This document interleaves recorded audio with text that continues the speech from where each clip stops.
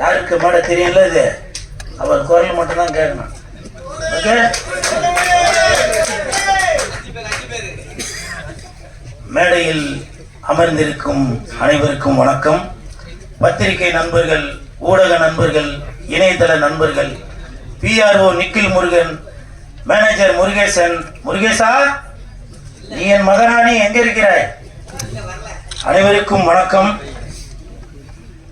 மேடையில் பேசி கைதட்டல் வாங்கும் அளவிற்கு நான் செந்தமிழன் சீமான் இல்லை.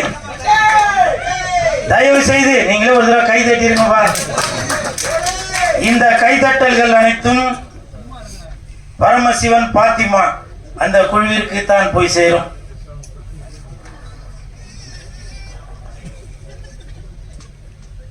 செந்தமிழன் சீமான் சார், வணக்கம்.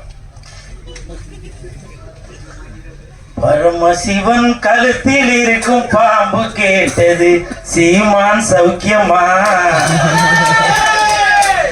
இருக்கும் இடத்தில் இருந்து கொண்டால் எல்லாம் சௌக்கியமே, இசக்கி சொன்னது. அதில் இல்ல, இதில் அர்த்தம் உள்ளது.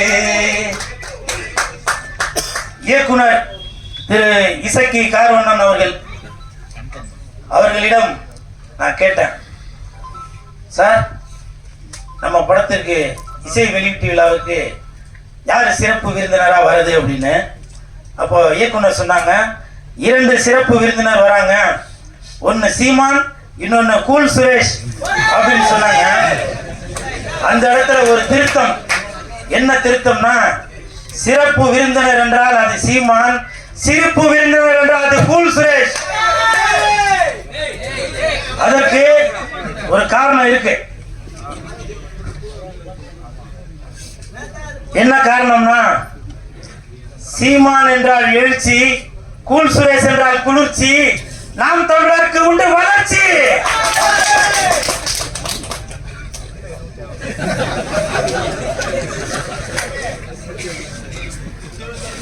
அது மட்டும் இல்ல, நான் எதுக்கு சீமான் அண்ணன் இந்த இடத்துல ஏதோ ஜாலரா போட்டு ஏதோ பெருமையா பேசுறாரு போல அப்படின்னு சில பேர் நினைக்கலாம். கமெண்ட்ல சில பேர் கூட அது மாதிரி கமெண்ட் பண்ணிட்டு இருக்கீங்க. அதுக்கு ஒரு உதாரணம் சொல்றேன். இந்த பரமசிவன் பாத்திமா அந்த படத்திற்கு உண்மையிலேயே தகுதியான ஒரு மனிதர் என்றால் அது செந்தமிழன் சீமானந்தன் மட்டும்தான். தமிழகத்தில் மட்டுமல்ல, இந்தியாவில் மட்டுமல்ல, உலகத்தில் உள்ள யாரை எடுத்துட்டாலுமே சரி, இந்த பரமசிவன் பாத்திமா படத்திற்கு இசை வெளியீட்டு விழாவிற்கு வரக்கூடிய தகுதியான ஒரே மனிதர் அது செந்தமிழன் அண்ணன் சீமான் அவர்கள் தான். காரணம், பாத்திமா பரமசிவன், பரமசிவன் பாத்திமா, பரமசிவன் ஆண், பாத்திமா பெண். தமிழகத்தில் 234 தொகுதிகளிலுமே புரிஞ்சிருக்கும் நினைக்கிறேன். 234 தொகுதியிலுமே சரிசமமாக ஆண் 117, பெண் 117 கொடுத்தாங்களா? இப்ப சொல்லுங்க, பரமசிவன் பாத்திமா அந்த படத்திற்கு இசை வெளியீட்டு விழாவிற்கு ஒரே தகுதியான மனிதர் என்றால் அது செந்தமிழன் அண்ணன் சீமான் அவர்கள் தான். அதே மாதிரி இந்த படத்துல இசக்கி கார்வண்ணன் அவர்கள், இயக்குனர் அவர்கள் நிறைய டைலாக், அது நம்ம பார்க்கும்போது நம்மள அறியாமலே கண்டிப்பா நீங்க படம் பார்க்கும்போது தெரியும், பாருங்க. அந்த கூஸ் பம்ப்ஸ்ன்னு சொல்லுவாங்களே, அது நடக்கும். காரணம், நானே அதில் சில வசனங்களை பேசியிருக்கேன், அவர் சாருக்கு சொல்லி கொடுத்ததுதான். மத பிரச்சனைன்னு சொல்லாதீங்க, 2 மனிதர்களுக்குள்ள பிரச்சனைன்னு சொல்லுங்க அப்படின்னு ஒரு வசனம் வரும். ஜாதி பிரச்சனைன்னு சொல்லாதீங்க, இது ஜனங்களுக்குள்ள பிரச்சனைன்னு சொல்லுங்க அப்படின்னு சொல்லி அந்த படத்துல வசனங்கள் வரும். அப்படி இன்று மக்களுடைய மனநிலையை புரிந்து கொண்டு அந்த படத்தை இயக்கி வசனமும் எழுதி தயாரிச்சு இருக்கிறாரு இயக்குனர் இசக்கி கார்வண்ணன் அவர்கள். அவருக்கு என் மனமார்ந்த நன்றி. அதே மாதிரி ஒரு வார்த்தையை சொன்னாங்க, தலைவா இந்த படத்துல நீங்க செகண்ட் ஹீரோ அப்படின்னு. அது உண்மையா பொய்யான்னு தெரியல. அப்படி சொன்னாதான் இவன் வந்து ப்ரொமோஷன் எதுவும் பண்ணுவான் அப்படின்றதுக்காக சொன்னாங்களான்னு தெரியல. இருந்தாலும் சார், இந்த படத்துல நான் நடிச்சிருக்கேன். கண்டிப்பாக என் உடல் பொருள் ஆவி அனைத்தும் இந்த பரமசிவன் பாத்திமாக்கு கண்டிப்பாக அர்ப்பணிச்சது தான் அப்புறம். அதே மாதிரி படத்தின் ஒளிப்பதிவாளர் சுகுமார் சார் இந்த படத்துல ஒளிப்பதிவை மட்டும் கவனிக்காம நல்ல அற்புதமான நடிப்பையும் கொடுத்திருக்காரு. எனக்கு தெரிஞ்சு அடுத்த பிரகாஷ்ராஜ் அவர்களாக வருவதற்கு நிறைய வாய்ப்பு இருக்கு. எங்க அவரு வாங்க. எதுக்காக இது சொல்றேன்னா, ஷூட்டிங் ஸ்பாட்ல சொன்னாரு, அதுவா அடுத்து நான் ஒர்க் பண்ற படத்துல எல்லாத்துலயும் நீங்க இருப்பீங்க, எல்லாத்துலயும் இருப்பீங்கன்னாரு. 3 படம் ஒர்க் பண்ணிட்டாரு, இது வரைக்கும் கூப்பிடாத.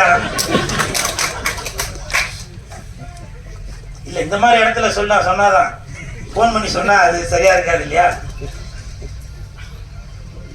அதே மாதிரி படத்தின் கதாநாயகன் கமல் அவர்கள்,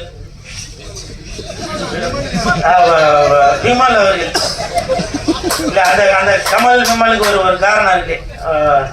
விமல் அவர்கள், அவரை பத்தி சொல்றதுக்கு ஒன்றும் பெருசா ஒன்றும் இல்லை. அதுக்கு என்ன காரணம்னா, ஷூட்டிங் ஸ்பாட்ல அவர் உண்டு, அவர் வேலை உண்டுன்னு இருக்காரு. எனக்கு தெரிஞ்சு விஜய் சார் அப்படி இருப்பாரு. அதே மாதிரி விமல் அவர்களும் தான் உண்டு தன் வேலை உண்டு அப்படின்னு இருக்காரு. கூப்பிட்டாக்கா ஷாட்டுக்கு வராரு, இல்லைன்னா போய் பேசாம உட்காந்துறாரு. அப்படி ஒரு அற்புதமான முறையை நான் ஃபர்ஸ்ட் அவர் கூட தான் அந்த படம் ஒர்க் பண்ணியிருக்கேன். ஸோ வாழ்த்துக்கள் விமல் சார், வாழ்த்துக்கள். அந்த தம்பி உன் பேர் நம்ம விஆரா? விஆர். அந்த தம்பி வந்து பக்கத்தில் உட்காந்துருக்கும் போது நான் எழுதிட்டு இருந்தேன், நான் என்னையும் கொஞ்சம் நல்லா பில்டப்பாக சொல்லுங்கண்ணா அப்படின்னா. ஆனால் அவன் பேசும்போது அது சொல்லியிருக்கனால அது சொல்லுங்க. இருந்தாலும் பரவாயில்ல, அந்த தம்பி விஆர் இந்த படத்துல நல்லா நடிச்சிருக்கான். அந்த பொண்ணு கூடவே சுத்தி நிற்பான். அவருக்கும் என் மனமார்ந்த நன்றிகளை தெரிவித்துக் கொள்கிறேன். அப்புறம் மிகப்பெரிய நன்றி இயக்குநர்களுக்கும் இசையமைப்பாளர் உங்க பேர் என்ன சார்? தீபன் அவர்களுக்கு என் மனமார்ந்த நன்றி. ஏன்னாக்க நான் ஆடுற மாதிரி ஒரு பாட்டு போட்டு கொடுத்துருக்கீங்க, மிக்க நன்றி. ஏன்னா என்னையும் இந்த மாதிரி ஆட முடியும் அப்படின்னு சொல்லி எனக்கு ஒரு பேர் ஒன்று கொடுத்து, அந்த பேர் வந்திருக்காங்களா? அதெல்லாம் வரவேணான்னு இருப்பீங்களா? புல் சுரேஷ் வளைச்சு பிடிக்காதாப்பா? என்ன பல? ஆமா ஆமா, சிவசிவாய. அப்புறம் இந்த படம் வந்து ஜூன் 5ஆம் தேதி தான் ரிலீஸ் ஆக போகுது அப்படின்னு சொல்லி இயக்குனர் அவர்கள் என்கிட்ட சொன்னாங்க. உடனே எனக்கு வந்து ரொம்ப கன்ஃபியூஸ் ஆகி போச்சு. ஏன்னா அன்னைக்கு தான் தக் லைஃப் படம் ரிலீஸ் ஆகுது. அப்போ நான் வந்து சார்கிட்ட கேட்டேன், சார் அன்னைக்கு தான் தக் லைஃப் படம் வருது, அப்போ கமலுக்கும் விமலுக்கும் போட்டியா அப்படின்னு கேட்டேன். ஐயோ அப்படிலாம் இல்லை சார் அப்படின்னாரு. அப்போ சிம்புவுக்கும் கூல் சுரேஷுக்கும் போட்டியா அப்படின்னா, அப்படிலாம் இல்லை சார் அப்படின்னாரு. நான் வந்து இயக்குனர் அவர்களிடம் ஒரு தாழ்மையான ஒரு வேண்டுகோள் ஒன்று வைத்தேன். என்னன்னாக்க, அன்னைக்கு என் தலைவன் எஸ்டிஆர் அவர்கள் நடித்த படம் வருது, அதனால நீங்க ஒரு நாள் தள்ளி ஜூன் 6ஆம் தேதி வைங்க அப்படின்னு சொன்னா அந்த வேண்டுகோளை ஏத்துட்டாரு. ஏன்னா இதுதான் என் தலைவன் எஸ்டிஆருக்கு நான் செய்யும் கைமாறு. இது வந்து பெரிய போட்டி எதுவும் இல்லை, இருந்தாலும் என் தலைவனை நான் இப்படிதான் பார்க்கணும் அப்படின்ற ஒரு எண்ணத்தில் தான் சொல்றேன். என்னைக்குமே வெந்து தணிந்தது காடு,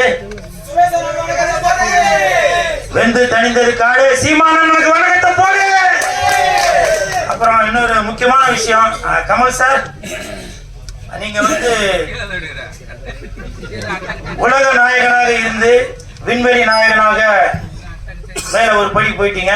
அந்த உலக நாயகன் அந்த பட்டம் வந்து இப்ப வெற்றிடமா இருக்கு. என் தலைவன் எஸ்டிஆர் அவர்களுக்கு அந்த உலக நாயகன் பட்டத்தை நீங்க கொடுக்கணும் அப்படின்னு சொல்லி நான் தாழ்மையுடன் கேட்டுக்கொள்கிறேன். இன்று முதல் உலக நாயகன் என்றால் அது சிலம்பரசன், விண்வெளி நாயகன் என்றால் அது கமலஹாசன்.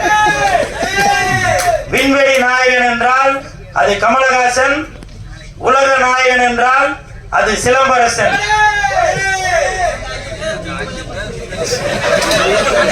என்னவோ சொன்னீங்கப்பா, கேட்கலவா?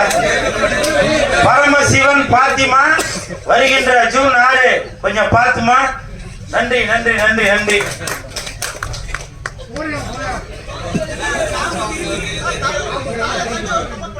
ஓகே ஓகே ஓகே, அடுத்து ஆரம்பிச்சலாம். இல்ல இல்ல, நான் இந்த இடத்துல ஒரு விஷயம் சொல்லணும்னு நினைக்கிறேன். இப்ப நிறைய பேர் நினைக்கலாம், என்னவோ அப்படி போட்டு அப்படி வந்து நிற்கிறானடா அப்படின்னு. அதை பற்றிலாம் நான் எதுவும் கவலைப்படலாங்க. இதே நான் ஒரு படத்தில் போட்டு நான் ஆடி இருந்தால் என்ன ரசிப்பீங்க? சினிமாவில் காதலிச்சா ரசிக்குதப்பா உள்ளம், நிஜ வாழ்க்கையில் காதலிச்சா பறிக்குதப்பா பள்ளமா? சொல்லுங்க. இதெல்லாம் பார்த்தா உங்களுக்கு இப்பவும் சொல்றேன் வேணாம் அது சொன்னா. ஏன்னா கூல் சுரேஷ் இருக்கிற இடம் எப்பவுமே ஒரு ஒரு கலகலப்போடு தான் இருக்கணும். நிறைய பேர் கமெண்ட் அது இது சொல்லுவீங்க. செந்தமிழர் அண்ணன் சீமான் அவர்கள் இருக்காங்க, அவர் சொன்ன வார்த்தையை தான் இப்ப நான் சொல்றேன். வேர்க்காமல் விளையாட முடியாது, விமர்சனம் இல்லாமல் வளர முடியாது.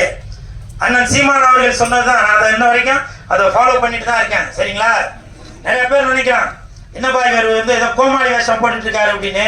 நான் கோமாளி இல்லைங்க, இன்னை வரைக்கும் ஏமாளி. என்னை எத்தனை இயக்குநர்கள் ஏமாத்திருக்காங்க தெரியுமா? எத்தனை தயாரிப்பாளர்கள் என்னை ஏமாத்திருக்காங்க தெரியுமா? ஒரு படத்துக்கும் கதாநாயகன் கதாநாயகி அவங்க இவங்க எல்லாரையும் நடிக்க வச்சு அதை பண்ணி இதை பண்ணிட்டு வெள்ளிக்கிழமை மணிக்கு என்கிட்ட சொல்லுவாங்க, சார் நான் தெரியாம அவரை புக் பண்ணிட்டேன், தெரியாம இவங்களை புக் பண்ணிட்டேன் அப்படின்னு சில விஷயங்கள்லாம் சொல்லுவாங்க. அப்போ என்கிட்ட சொல்லுவாங்க, சார் நீங்க தான் வந்து கொஞ்சம் ஏதாவது இது பண்ணுங்க, நான் உங்களை அடுத்த படத்தில் அதை பண்றேன் இதை பண்றேன்னு.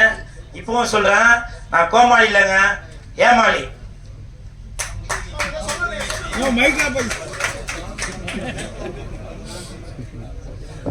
நன்றி. அடுத்ததாக இந்த படத்துல ஒரு முக்கியமான